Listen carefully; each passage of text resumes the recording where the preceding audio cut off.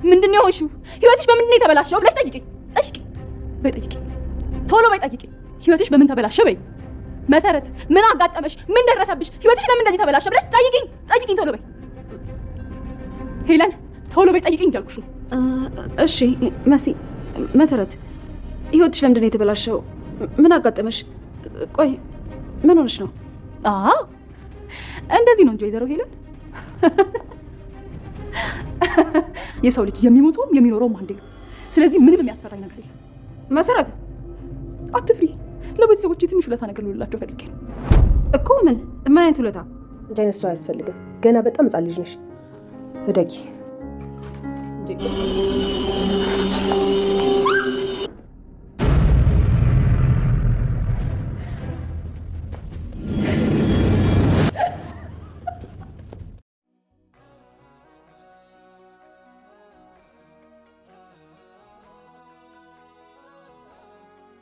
መሲ በወይዘሮ ሄለን ላይ ብድሯን መለሰች። ወይዘሮ ሄለንን ገፍትራ ጠረጴዛ በጣለቻት ጊዜ ለመጀመሪያ የደረሰችው ኑኑ ነበረች። ኑኑም ወይዘሮ ሄለንን ለማንሳት ስትታገል በነበረበት ጊዜ ኤልሹ ደርሳ ኑኑም ላይ የግድያ ሙከራ አድርሳለች።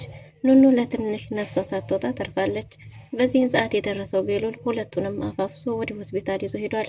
ኤልሹ በመጣች ጊዜ እናቷ የገባችበት መንገድ እንዴት እንደገባች ግራ ተጋብታለች። ለቤቲ ብትነግራትም ቤቲ መንፈስ ናት ወደ ላይ ሄደች ወይስ ወደ ታች እያለች ሙድ ይዛባታለች። አላመነቻትም። መሲንም ለመጠየቅ ብትሞክርም መሲ እንደ እብድ አድርጓታል። አሁን ተራው የት ሄዲ ነው? አንቺን ሰርቼልሻለሁ እያለች ነው። ወይዘሮ ሄለን ልክ ከዚህ በፊት በመሲ ላይ ፈጽመው እንደነበረው አሁን ደግሞ እሷ በተራዋ የእውነት ማስታወስ አትችልም ተባለ። ቤሉል ሲያስበውና ሲመኘው የነበረው አጋጣሚ ተሳካለት።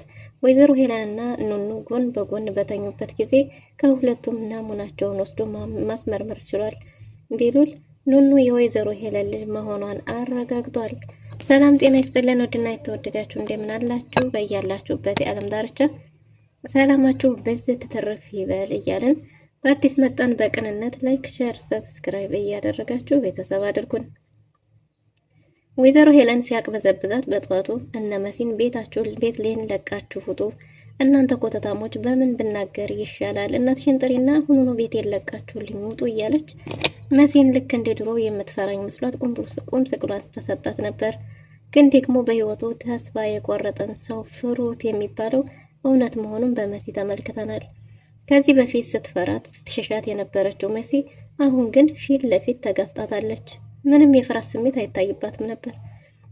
ይባስ ብሎ ወይዘሮ ሄለን በከባዱ ፈርታለች። ወይዘሮ ሄለን በጣም ፈርታ ነበር። ምን ለማድረግ እያሰብሽ ነው ብላት ነበር።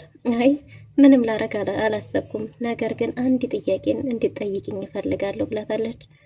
የምን ጥያቄ ነው? ላትጃጃይ ብላ እንደ ድሮ በድፍረት መናገር ፈልጋ ነበር፣ ግን እሱም ማድረግ አልቻለችም። መሲ ሁኔታው በጣም ያስፈራ ነበር እና በዚህን ጊዜ ምን ለማድረግ እያሰብሽ ነው? ምንድነው የምታረጊው ባለቻት ጊዜ እሷም ማድረግ የምትፈልገውን ነግራታለች። አሁን ለመጀመሪያ አንድን ጥያቄ እንዲጠይቅኝ ይፈልጋለሁ ብላታለች። ይሄ ምንድነው ባለቻት ጊዜ መሲ ምን ሆንሽ? ምን ገጠመሽ? ህይወትሽ ለምን ተበላሸ? ለምን ውጥንቅጡ ወጣ? ለምን ተመሰቃቀለ? ለምን እንደዚህ ሆንሽ ብለሽ ጠይቅኝ ብላት ነበር። ግን ደግሞ ወይዘሮ ሄለንም አማራጭ ስላልነበራት ይህንኑ ጥያቄ መልሳ ጠይቃታለች። መሲ ትስቅ ነበር። መሲ ሳቋ የብደትም ይመስል ነበር።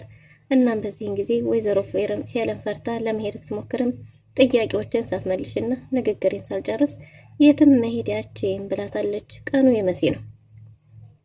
ወይዘሮ ሄለንም ቆማ ከማዳመጥ ውጭ ሌላ ምንም አይነት አማራጭ አልነበራትም። እናም ቆማ ስታዳመጣት ነበር መሲም ጥያቄውም መልሱም ያለው አንቺ ጋር ነው። በዛ በልጅነት በለጋ እድሜ ቤተሰቦች ጋር በደስታ በፍቅር በመኖርበት የተሻለን ህይወት እንደሚያኖር ሰው ኃላፊነት ወስዶ እንደሚያሳድግ አምጥተሽ የህይወቴን ውጥንቅጥ መሰረቱን ያበላሸሽው አንቺ ነሽ። መልሱንም ጥያቄውም ያለው ከአንቺ ጋር ነው። አንቺ ባታመጪኝ ኑሮ ከቤተሰቦች ጋር ባልለይ ይሄ ሁሉ ትርምስምስ ባልመጣ ነበር። እንደዚህ ህይወቴ መስመሩን ስቶ ባልተበላሸ ነበር፣ ባልተመሰቃቀለ ነበር። የዚህ ሁሉ ተጠያቂ አንቺ ነሽ ብላታለች። ወይዘሮ ሄለንም እንዴ ዛሬ ልጅቷ ጤነኛ አይደለሽም እንዴ ያምሻል ብላ ወጣ ለመሄድ ሞክራ ነበር። ግን ደግሞ መሲ የትም እንዳትሄድ አስጠንቅቃታለች። በሌላ በኩል ቤቲ ሌሳን ይቅርታ ለመጠየቅ በሯ ድረስ ሄዳለች። ሌሳ ግን በአሁኑ በከባዱ አምርራለች። ስለዚህ አንቺ ሰው ስላልሆንሽ ሰው ያልሆነን ሰው ጥያቄ ይቅርታ ብቀበልም ባልቀበልም ለኔ ምንም ነው። ከዚህ በኋላ አንቺ ለኔ ምንም ትርጉም የለሽም፣ ኑረሽም የለሽም፣ ባትኖርም የለሽም። ስለዚህ ለኔ ምንም የሚያመጣው ትርጉም የለም። መኖርሽን እንደሌለሽ ቆጥረዋለሁ። ስለዚህ ያንቺን ይቅርታ አያስፈልገኝም ብላ ጥላት ሄዳለች። ቤቲ በጣም አዝናለች። ሌሳዬ እኔ አንቺን አጥቼ መኖር አልችልም። ሌላ ሁሉም ነገር አጥቼ መኖር ይችል ይሆናል። ጥፋቱ የኔ ነው፣ ስህተቱ የኔ ነው። በሰዓቱ ሌላ ስሜት ላይ ስለነበርኩ ያን ያህል አላስተዋልኩት ይሆናል። አሁን ግን ሳስበው ጥፋተኛ መሆኔ ገብቶኛል። በጣም ጸጽቶኛል። እባክሽ ሌሳዬ ይቅርታ አድርጌልኝ ብላት ነበር። ሌሳ ግን አይኗን ለማየትም እንኳን እንደማትፈልግ ነግራት ጥላት ወደ ክፍሏ ተመልሳለች። በዚህን ጊዜ ቤቲ ወደ ኤልሹ ነበር የመጣችው። ኤልሹ ይችን ክፍተት ተጠቅማ የበለጠ ልታራርቃቸው እየሞከረች ነው። ጓደኛሽ እሷ ብቻ ናት እንዴ? በዚህ ልክ የኮራን ሰው ከለመንሹማ የበለጠ ባንቺ ላይ ትኮራብሻለች። የምመድ ለማመጥ ነው እንዴ? እዚህ ቤት የምትመጪው እሷን ብቻ ብለሽ ነው እንዴ? እኛም አለን እኮ ጓደኝነትም ቢሆን እኔም አለሁልሽ እያለቻን ነበር። ምክንያቱም ኤልሹ የሰዎች ፍቅር ሳይሆን የሰዎች ጸብና የሰዎች ክፍተት የሚያስደስታት ክፍሎች ስለሆነች። እናም በዚህን ጊዜ ቤቴ ጥፋቱ የኔ ነው። እኔ ጥፋተኛ እስከሆንኩ ድረስ ምንም ቢሆን ብለማመጣት ለእኔ ምንም አይደለም። ግን ደግሞ እኔ አንቺን እንድታስታርቅኝ እንጂ እንድታቆራርጭኝ አይደለም ከጓደኛዬ ጋር የመጣሁት። ልታስታርቅኝ የምትረጂኝ ከሆነ እርጅኝ፣ ካልሆነ ግን ስለ ጓደኛዬ ምንም አይነት መጥፎ ነገር እንድትናገሪ በጭራሽ አልፈቅድም ብላታለች። በዚህን ጊዜም እንግዲህ ኤልሹ እሺ እሞክራለሁ፣ ግን ደግሞ አንድን ሰው ከአንቺ መራቅ ከፈለገ ምንም ባታስረፍጁ ነው እንጂ መሄዱ ስለማይቀር አታስረፍጅባት። ስለዚህ ካልፈለገችሽ አልፈለገችሽም ነው። እዚህ ቤት ለመምጣት ደግሞ እሷ ብቻ አይደለችም ምክንያትሽ፣ እኛም አለንልሽ። የምን መለማመጥ ነው እጭ እያለች መሳለቅ ጀመረች። እናም በዚህን ጊዜ እንግዲህ ቤቲ ምንም ይሁን ምንም የፈለገ ነገር ሆኖ እግሯ ላይ ተደፍቼም ቢሆን ብቻ ይቅርታ ባደረገችልኝ እንጂ እኔ ሌላ ምንም አይደንቀኝም። ምክንያቱም ያለሷ እኔ ምንም ነኝ፣ ያለሷ መኖር አልችልም። እኔ እናንተ ቤት የምመላለሰው ቤተሰብ አጥቼ ይመስልሻል? የራሴ ህይወት ቤተሰብ ያለኝ ሰው ነኝ። እናንተ ቤት የምመጣው ቁራሽ ፈልጌ ወይም ደግሞ የምገባበት ቤት አጥቼ አይደለም፣ ሌሳዬም ብዬ ነው። እሷን ደግሞ መቼም ቢሆን ማጣት አልፈልግም። አንቺ ደግሞ ሰዎችን ማስታረቅ እንጂ ማለያየትን አትምረጭ። ይሄ ለማንም አይበጅም። ጥፋቱ የኔ ነው። ጥፋቱ የኔ ስል እስከሆነ ድረስ ለዛ ነው እየተለማመጥኳት ያለሁት ብላ ኮስተር ስትልባት ቤቲ ኤልሹም እሺ በቃ የቻልኩትን እሞክራለሁ ብላ ወደ ሌሳ ሄዳለች። ሌሳ ጋር ሄዳ ቤሉል እየፈለጋት እንደሆነ ስትነግራት ሌሳም ስትሮጥ ወደ ቤት ተመልሳ ወደ ክፍሏ መጣለች። ወደ ክፍሏ በመጣች ጊዜ ቤቲ ፊት ለፊቷ ተቀምጣ እሷን ባለየ አልፋት ቤሉልን እየፈለገች ነበር። ስታጠው የት አለ ቤሉል ብላ በጠየቀች ጊዜ ኤልሹ ይቅርታ ሊዛዬ ስለዋሸሁሽ፣ የጠራሁሽ እንኳን ከቤቲ ጋር እንድትታረቁ ነው ብላለች። በእርግጥም ይሄ ፍላጎቷ አልነበረም፣ ኤልሹ ተገዳ ነው እንጂ። ስለዚህ ሊዛንም እባክሽ ይቅርታ እንድታረጊላት ነው የጠራሁሽ፣ እሷ ናት የጠራሁሽ ብለሽ ስለማትመጭ ብዬ ነው እያለች ክፍተቱን የበለጠ ማስፋት ጀምራለች። በዚሁ ሊዛም እንግዲህ አንቺ ለምን ፈልገሽ ነው ባለቻ ጊዜ እባክሽ ሊዛዬ እኔ ያላንቺ ምንም ነኝ፣ ጥፋቱን አሁን ነው ያየሁት። በሰዓቱ ያን ያህል ጥፋት መስሎ አልታየኝም። አሁን ላይ ቆሜ ሳስበው ግን ከባድ ጥፋትን አጥፍቻለሁ። እባክሽ ይቅርታ አድርጊልኝ እባክሽ ሊሳዬ እያለች እየለመነቻት ነበር። ሊሳ ግን የእውነትም ያመረረች ትመስላለች። አይ እኔ አንቺ አይነት በራሱ ራሱን ወደ ገደል የሚከት ገደሉን እንጂ አሳሩን የማያይ ከእንስሳ የማይሻል ጓደኛ የለኝም። ለነገሩ አንቺ እኮ ህፃን ነሽ። ህፃን ስለሆንሽ መጀመሪያ ማደግ ይኖርብሻል። ስለዚህ ያንቺ ይቅርታ ለኔ ምንም አያስፈልግም። ለራስሽ ብዬ እንጂ ለኔም አይደለም። እንደፈለግሽ መሆን ትችያለሽ። ከዚህ በኋላ በኔ ህይወት ውስጥ አንቺ የለሽም፣ በአንቺ ህይወት ውስጥ ደግሞ እኔ የለሁም ብላ ጭራሽ የባሰ ተናዳባት ጥላት ሄዳለች። ቤት አሁንም ቢሆን በሌዛ ሳይሆን በራሷ ነው እየተናደደች እና ያዘነችው። ግን ደግሞ ኤልሹ ሁለቱን ለማጣላት ከባድን ሴራ እያሴረች ትገኛለች። ቤቲ እስካሁን ድረስ ደካማ ጎኗን አላገኘችባትም። ግን ከዚህ በኋላ ምናልባት ቤቲ የምትሸነፍ ይመስለኛል። ምክንያቱም ሌዛም ዙሩን ባከረረችው ቁጥር እሷም የምትጠጋውና ጓደኛ የምትለው ሚስጥሯን የምታካፍለው ሰው የሚያስፈልጋት ይመስለኛል። ቤቲ በጣም ተጨንቃለች። ስህተቷ መሆኑን አምናለች። ግን ደግሞ የሌዛ ይቅርታ ለማድረግ የበለጠ ከብዷታል። በሌላ በኩል እንግዲህ መሲ ወይዘሮ ሄለንን የትም አትሄጂም፣ ለምጠይቅሽ ጥያቄ እስከ መጨረሻው ድረስ ምላሽን ሳትሰጪኝ የትም መንቀሳቀስ የለም ብላ ፋጣ ይዛታለች። ይህ ነገር ወይዘሮ ሄለን ፈርታታለች። ወደኋላ እያፈገፈገች ነው። በስተመጨረሻም አንቺ ተጃጃልሽ፣ አሁንስ አበዛሽው ብላ ጥላ ልትራመድ ስትል ወዴትም አትሄጂም፣ የትም ዛሬ ለቤተሰቦቼ አንዲን ውለታ ልውል ፈልጊያለሁ። መቼስ የሰው ልጅ በህይወቱ አንዴ ነው አይደል የሚሞተው? ደጋግሞ አይሞትም። ስለዚህ እኔ ደግሞ አንቺን ለቤተሰቦቼ ውለታ ካረኩሽ በኋላ ብሞትም ለኔ ምንም ነው። ስለዚህ አርፈሽ ተቀመጪ። ዛሬ መጨረሻሽ ነው ወይዘሮ ሄለን። ይህን ቀን በጉጉት ስጠብቀው ነበር። እኔ ደግሞ ህይወቴ ተበላሽቷል። የኔ ህይወት ከተበላሽ አይቀር ለቤተሰቦቼ ውለታ ሰርችላቸው ባልፍ ይሻላል ብላ ወይዘሮ ሄለንን ጃኬትና ጃኬቷን ይዛ ልክ እንደ ወተት ከናጠቻት በኋላ ከጠረጴዛው ጋር አላትማት ወድቃለች። ወይዘሮ ሄለን ደም እየፈሰሳት ነው። ራሷን ስታም ወድቃለች። በዚህን ጊዜ መሲ እየሳቀች ነበር። ከት ብላ እየሳቀች ቦታው ላይ ከቆመች በኋላ ግን ደግሞ ወደ ራሷ ተመልሳ ስታስብ አይ መች ጨረስኩ፣ ጥላቶችን አልጨረስኩም፣ ተራዊ ቴዲ ነው። አሁን ጉዞ ወደ ቴዲ ደግሞ ለዛም እዚህ ቆሜ በፖሊስ መያዝ የለብኝም መሄድ ያለብኝ ብላ ወደ ክፍሏ ገብታለች። ወደ ክፍሏ ስትሄድ እየሳቀች ነበር። ምንም የሚያስቅ ነገር አይታይም። ለሌላው ሰው ማንም የሚያስቅ ነገር እያየ አይደለም። እሷ ግን ክትክት እያለች ትስቃለች። አይንዬ የልጇን ሁኔታ ተመልክታ ግራ ተጋብታለች። አይንዬ መሲን ምን ሆነሽ ነው ደግሞ እንደ ጅል የሚያስቅሽ ምንድን ነው? ወንድምሽ ሴት ነው ያለው አንድ ላይ አይደል እንደ ሆስፒታል ሄዳችሁት ምንድን ነው ያሳቀሽ ብላት ነበር። እሷም እያሳቃት ያለው እንግዲህ የሄለን የልጇ ሁኔታ እንደሆነ ሐኪም ቤት ሄደው ልጇ ሙሉ ጤነኝነት ላይ እንደሚገኝ እንደነገሯት ተናግራለች።